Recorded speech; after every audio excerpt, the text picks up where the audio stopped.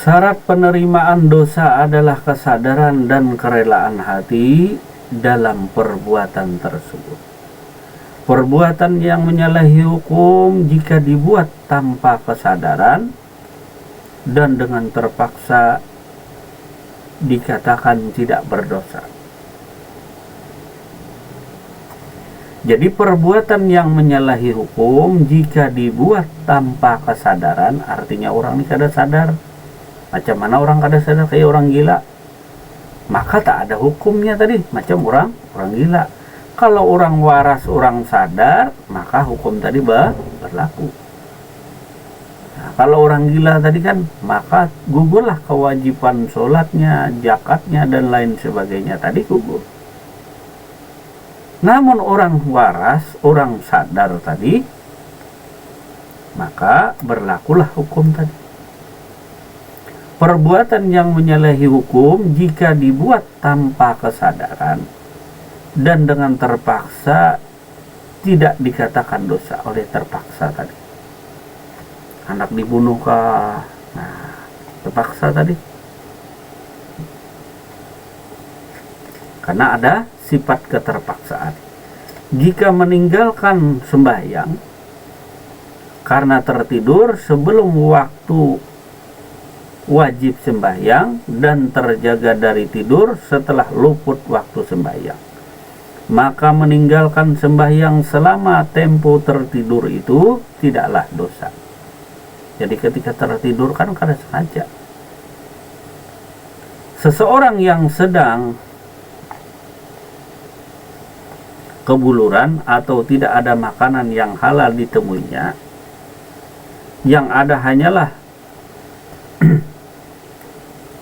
sekuntul daging, nah daging tadi yang haram tadi, yang secara syariat mengharamkannya, jika dia memakan daging tersebut tidaklah dikira dia berdosa. Jadi daging yang dimaksudkan dalam kitab sini khinzir tadi. Nah, itu bahasa yang di luar daripada bahasa kita tadi. Jika keadaan tidak sadar sengaja diadakan, seperti sengaja minum arak, kemudian mabuk itu melakukan maksiat, maka dia mendapatkan dosa tadi. Sudah sadar diri tadi, sadar mabuk, nah, habis mabuk tadi lalu berzina dan lain sebagainya, maka dosanya berlipat ganda jadi dua tadi. Dosa karena mabuk, dosa karena berzina atau berbuat maksiat.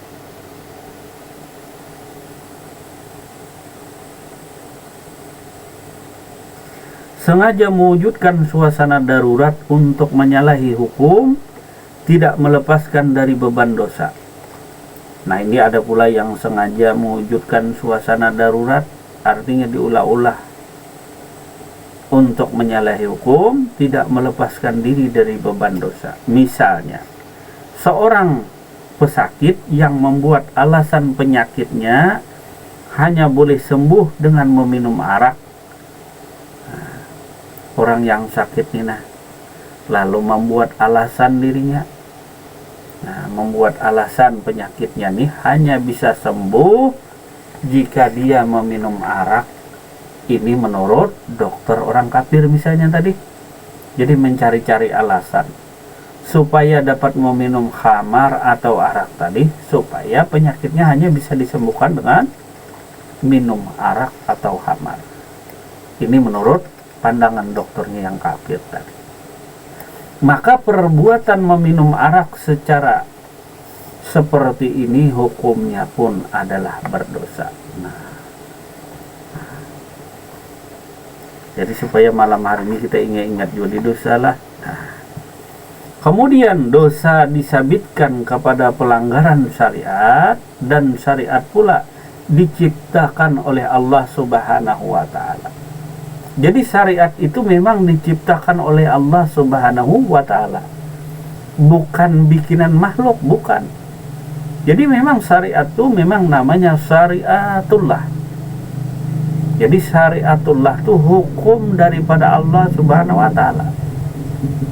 Hukum tadi ketentuan Allah, kada bisa dibikin-bikin, kada bisa syariat tadi hukumnya adalah syariatullah, syariat daripada Allah Subhanahu wa taala, hukum daripada aturan Allah Subhanahu wa taala untuk kemaslahatan daripada manusia itu sendiri tadi. Namun kadang-kadang kita berburuk sangka dengan Tuhan. Sudah tahu diharamkan Tuhan, lalu kita mencari faedah-faedah lain, mencari alasan-alasan lain tadi, karena membenarkan daripada tindak laku perilaku kita. Misalnya kayak babi yang haram tadi, lalu dicari-cari alasan karena enak dan lain sebagainya. Itu dulu diharamkan, sekarang tidak. Nah, seperti hamar dan lain sebagainya, karena ini untuk obat. Sedikit katanya obat, kalau banyak bisa mabuk dan lain sebagainya. Kalau yang namanya haram oleh Allah tetaplah haram tadi, walaupun sedikit itu haram. Tetapi kalau terpaksa, kalau dibunuh orang Pak, nah terpaksa kan lain cerita. Kemudian orang yang sadar tidak sadar diri, orang gila, nah, ini kan di luar kesadaran diri. Orang namanya tak sadar diri, tak tahu diri, maka tak berlakulah hukum tadi. Jadi bagi yang sadar diri, tahu diri, nah jika kita melakukan hal demikian tadi, maka inilah dosa yang kita lakukan, melanggar daripada syariatullah, hukum daripada aturan yang dibuat oleh Allah Subhanahu wa taala, dibuat oleh Tuhan tadi. Namun buruk sangka kita tadi, seolah-olah tadi yang dilarang Tuhan tadi banyak manfaatnya bagi diri kita, lalu hendak mencobai, merasai. Nah, sudah dilarang oleh Tuhan, masih juga tadi. Nah, itulah akibat buruk sangka kita dengan Tuhan tadi. Sama seperti Nabi Adam alaihissalam tadi berburuk sangka oleh Tuhan karena dihasut oleh setan. Sama juga kita nih, bisa-bisa kita tahasut, bujuk rayu daripada setan tadi. Nah, rasa ijak, ada apa-apa aja. Nah, belajar sedikit-sedikit tadi, nah, lalu kita jadi kebiasaan.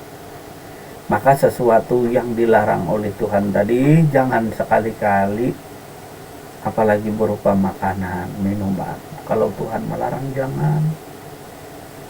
Ini sudah tahu dilarang Tuhan tadi, nah, lalu mencari alasan,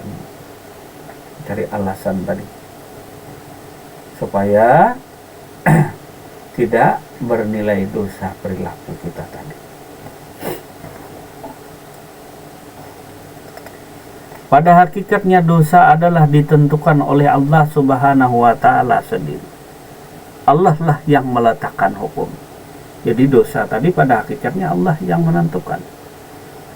Jadi dosa tadi ditentukan oleh Allah Subhanahu wa taala. Kemudian syariat itu Allah pula yang menentukan, bukan bikinan daripada manusia. Syariatullah tadi itu daripada Allah. Nah, baik syariat yang tertulis tadi, tersurat maupun yang tersirat, kedua-duanya daripada Allah Subhanahu wa taala. Tidak taat kepada Allah Subhanahu wa taala itulah sebenarnya dosa. Jadi yang sebenarnya dosa itu ia tidak taat dengan Tuhan. Nah, kalau manusia tuh kada paasian dengan sang raja, nah ini dosa dah. Kalau diri kita tuh kada paasian, kada abdi dengan Tuhan raja tuh dosa sudah. Nah, jadi bagi orang yang mengenal Tuhannya, dosa yang paling kecil pun dia melihat. Nah, disuruh Tuhan tidur, kada mau tidur. Nah, disuruh Tuhan tidur karena dia mengenal Tuhannya, kan beda antara orang yang mengenal Tuhannya dan tidak. Beda. Disuruh Tuhannya ada mau tidur.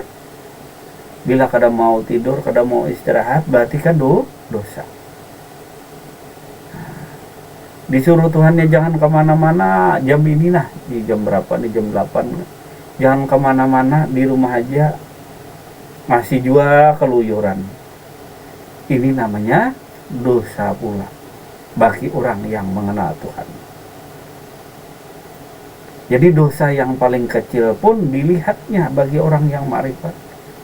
Jadi bila kita melanggar perintah Tuhan, itu dosa dah. Apa aja itu? Bila kita melanggar daripada syariatullah, syariat yang dianjurkan, yang diperintahkan Tuhan, yang diperintahkan Allah Subhanahu wa Ta'ala kepada diri kita, itu dosa.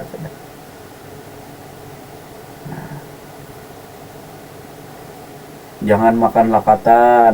Nah, lakatannya kan mau makan, tapi kalau lapon makan, ya pas asam urat. Nah,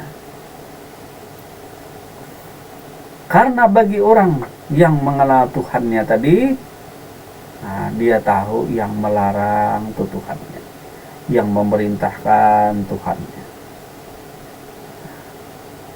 Jadi kalau hendak disayang Tuhan, kasihan dengan Tuhan, taat dengan Tuhan.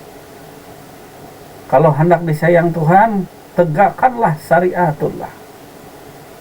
Nah, tegakkanlah hukum-hukum Tuhan tadi kepada dirimu sendiri. Kalau syariat banyak dilanggar, jangan harap hendak bisa disayang Tuhan.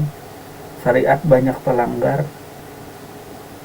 Maka orang ma'rifatullah tadi yang mengenal Tuhannya mengutamakan syariat tadi, syariatullah. Kadada orang yang arif billah tadi meninggalkan daripada syariatullah. Nah, mungkin kada ditunjukkan kepada diri kita, segala amal ibadahnya kada diperlihatkan kepada kita, karena ibadahnya hanya ditujukannya kepada Allah. Kita yang berburuk sangka kepada orang yang arif billah, kita berburuk sangka seolah-olah beliau ini kada beribadah lagi kepada Allah, seolah-olah beliau ini kada berzikir lagi kepada Allah, seolah-olah beliau ini kada taat lagi dengan Allah. Karena mereka beribadah itu semata-mata kepada Allah, bukan minta pandang, minta lihat daripada makhluk. Mereka beribadah bukan untuk kepentingan dunia, bukan beribadah untuk kepentingan negeri akhirat, tidak. Mereka beribadah takwa kepada Allah itu semata-mata hanya kecintaannya kepada Tuhannya. Jadi mereka, para arif billah tadi yang mengenal Tuhan itu beribadah tidak mengharap daripada faedah dunia maupun akhirat. Mereka beribadah semata-mata menegakkan syariatullah, menegakkan hukum Allah Subhanahu wa Ta'ala kepada dirinya. Dialah orang yang pertama-tama yang mengenal Allah tadi, dia pula yang mentaati hukum-hukum Allah. Mustahil orang yang mengenal Allah tadi, yang dekat dengan Allah, meninggalkan hukum-hukum Tuhan tadi, menjauhi daripada hukum Tuhan. Kalau menjauhi kepentingan untuk dunia, ibadah dan akhirat, iya. Tapi mereka tidak pernah meninggalkan namanya syariatullah, hukum-hukum Allah tadi. Bahkan mereka berada di atas hukumnya Allah, menjunjung tinggi daripada syariatnya Allah Subhanahu wa Ta'ala.